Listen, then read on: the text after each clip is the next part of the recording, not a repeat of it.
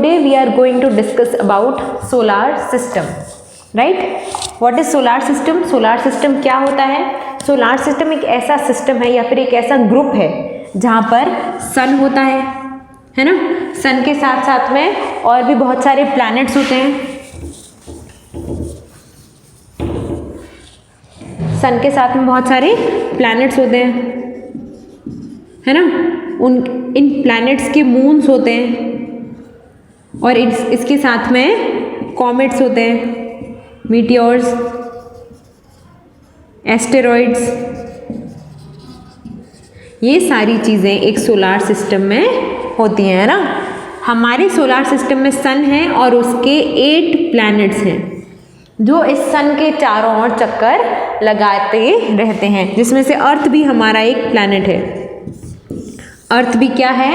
एक प्लैनेट है जो कि सोलार सिस्टम का पार्ट है ना? और वो सन के चारों ओर क्या करता रहता है? चक्कर लगा लेता है ना? रिवॉल्यूशन करता रहता है। ये सन है, सन के चारों ओर चक्कर लगाते रहते हैं ना? अर्थ भी इन्हीं प्लैनेट्स में से एक है जो सन के चारों ओर चक्कर लगाते हैं। कितने प्लैनेट सन के चारों ओर चक्कर लगाते हैं? 8 प्लैनेट्स। अब हर एक प्लैनेट के चारों ओर उनके मून चक्कर लगाते हैं। जैसे हमारी अर्थ है ना, हमारी अर्थ का एक मून है। ये मून क्या करता है? अर्थ के चारों ओर चक्कर लगाता है ना? अर्थ सन के चारों ओर चक्कर लगाती है, मून अर्थ के चारों ओर चक्कर लगाती है। तो इसी तरह जो और भी जुपिटर है, वीनस है, जो और भी तरीके के प्लैनेट्स हैं, उनके भी अपने अपने मून्स होते हैं जो उनके चारों ओर चक्कर लगाने का काम करते हैं, है ना? इसको कहते हैं सोलार सिस्टम। हमारा जो सोलार सिस्टम है वो किसका पार्ट है? मिल्की वे गैलेक्सी का पार्ट है। हमारा जो सोलार सिस्टम है वो किसका पार्ट है? मिल्की वे गैलेक्सी का पार्ट है। गैलेक्सी क्या होती है? Galaxy is a group of stars, है ना? बहुत सारे स्टार्स होते हैं, उनका एक ग्रुप बनता है, उस ग्रुप को हम गैलेक्सी कहते हैं। और हमारा जो सोलार सिस्टम है जहाँ पर सन है, अर्थ है, ये सारी चीज़ें, ये सब इसी गैलेक्सी का पार्ट है। कौन सा? उस गैलेक्सी का नाम क्या है? मिल्की वे गैलेक्सी। समझ में आया, है ना?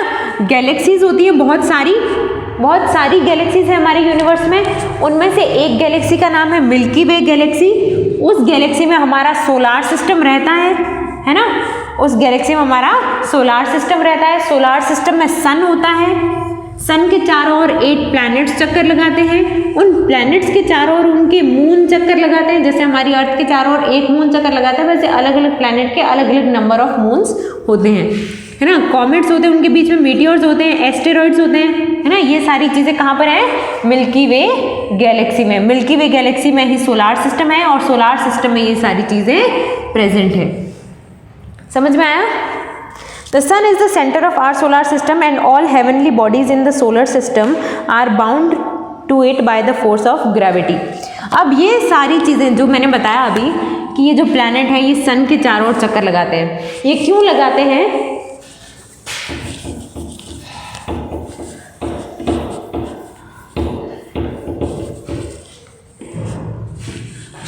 सन, कोई भी चीज़ है ना, कोई भी बॉडी जिसमें कुछ भार होता है, कुछ वजन होता है, उस बॉडी के पास में ग्रेविटेशनल फोर्स होता है।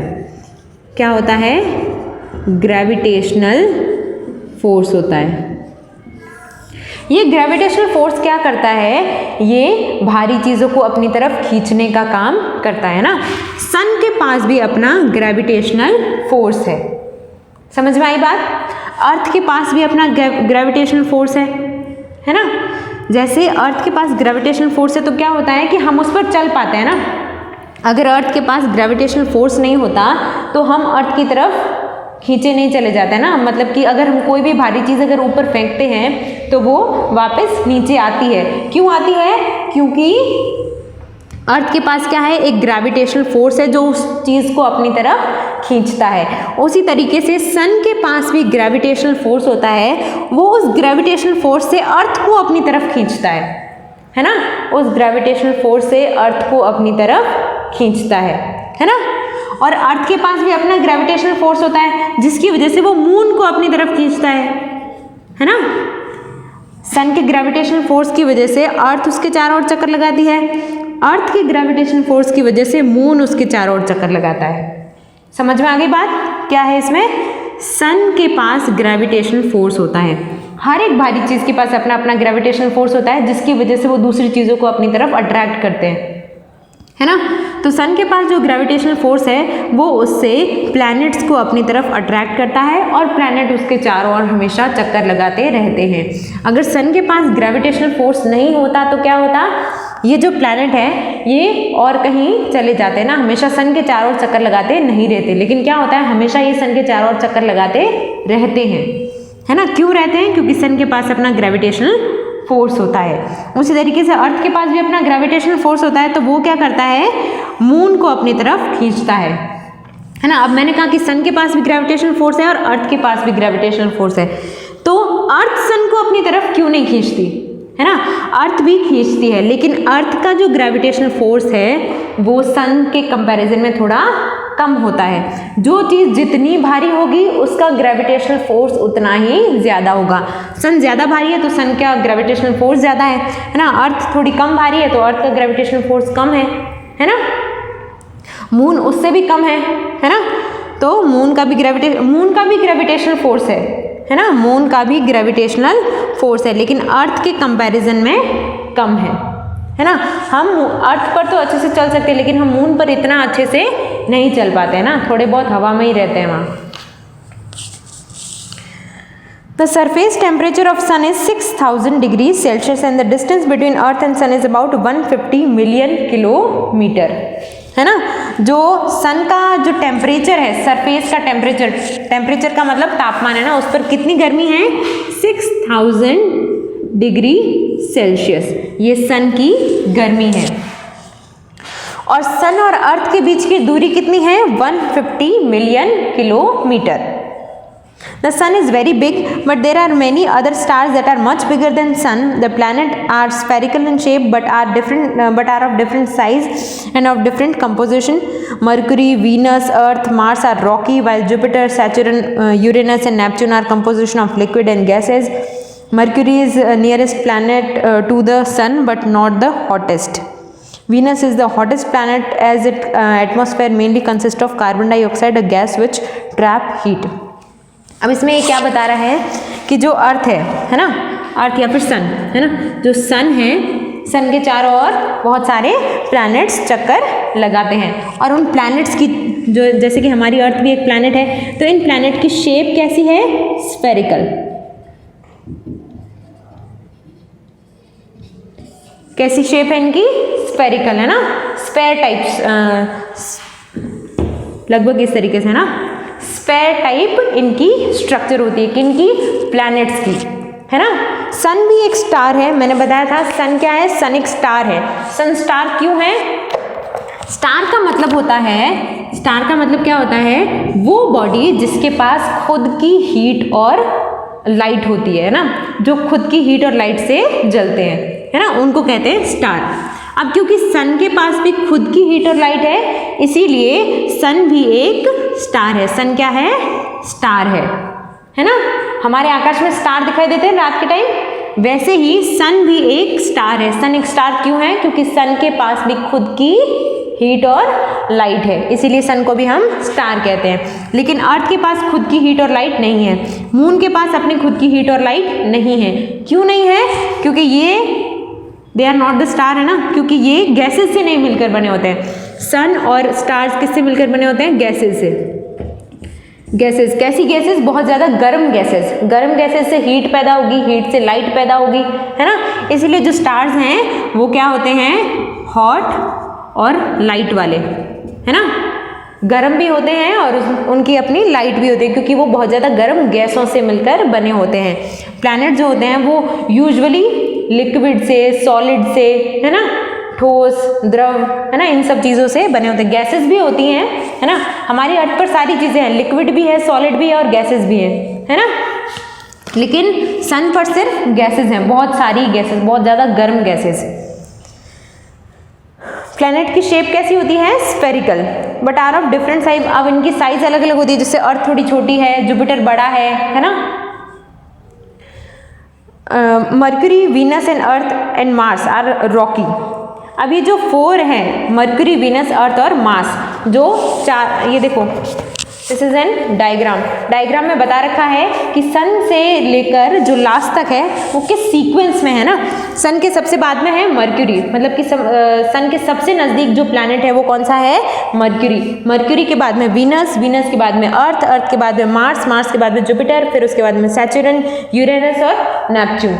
सबसे दूर कौन सा प्लैनेट है, नेपच्यून। सबसे पास में कौन सा प्लैनेट है, मर्क्यूरी, है ना। ये तो जो पास वाले 4 प्लैनेट्स है, जो मर्क्यूरी, वीनस, अर्थ और मार्स, ये चारों कैसे हैं, रॉकी हैं, रॉकी प्लैनेट्स। इन पर रॉक्स बनी हुई, रॉक मतलब कि माउंटेन्स वगैरह, है ना, सॉलिड चीजें, इसको कहते हैं रॉकी। रॉक के बारे में सुना ही होगा आपने, है ना।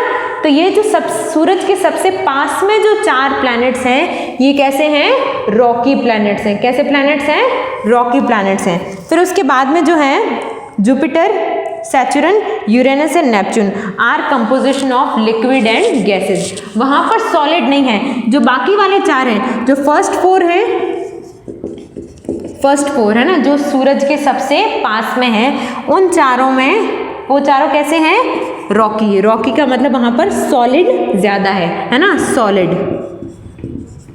रॉक्स ज्यादा है। और जो बाकी वाले 4 हैं, टोटल मिला के प्लैनेट कितने हैं, 8। और जो सबसे सूरज के सबसे ज़्यादा जो पास जो प्लैनेट्स हैं वो कैसे हैं, रॉकी। और जो दूसरे 4 हैं, जो बाकी बच गए 4 हैं, वो कैसे हैं, लिक्विड और गैसेस से बने हुए। समझ में आया। Mercury is the nearest planet to the sun. Mercury sun के सबसे पास में है, लेकिन सबसे ज़्यादा गर्म नहीं है ना, क्योंकि जो मर्क्यूरी है, मर्क्यूरी किससे बना हुआ है, रॉक से बना हुआ है। रॉक से बना होने के कारण ये सबसे ज़्यादा गर्म नहीं है।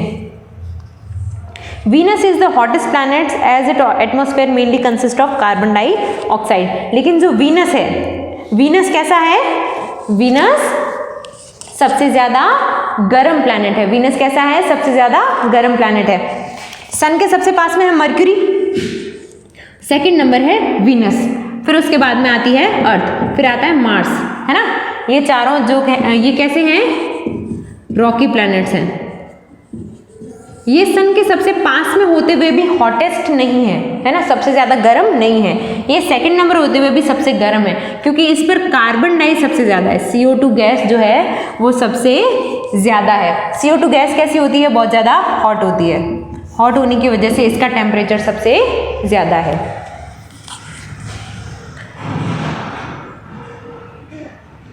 Venus is also called as Earth's twin planet as both are about the same size. Venus और अर्थ को सिमिलर माना गया है ना। वीनस जो है उसकी शेप और उसकी साइज वगैरह अर्थ से मैच करती है, तो इसको अर्थ का ट्विन प्लैनेट भी कहते हैं ना। वीनस को अर्थ का ट्विन प्लैनेट भी कहते हैं, क्योंकि इनकी साइज जो है वो सेम है।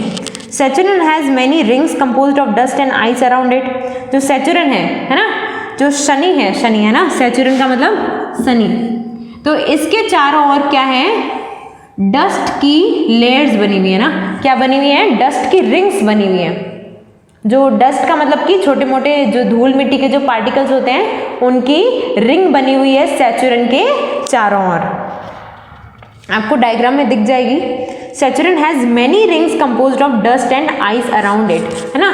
मिट्टी और आइस से बनी हुई बहुत सारी रिंग्स है। रिंग्स का मतलब गोले, है ना। Uranus and Neptune have also have rings around them which can only be seen from the earth through the powerful telescope.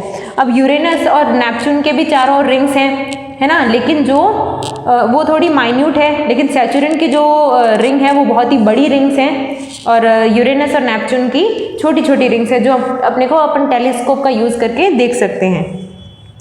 All planet in the solar system revolve around the sun in an elongated orbit. ये किस तरीके से, elongated orbit, है ना, इस तरीके से सन के चारों ओर चक्कर लगाते हैं ना। पूरा गोला नहीं निकालते हैं, पूरा गोला नहीं निकालते हैं। किस तरीके का, एलोंगेटेड मतलब कि लंबा, है ना, लंबा ऑर्बिट लगाते हैं सन के चारों ओर। So next topic we will do later, asteroids, है ना।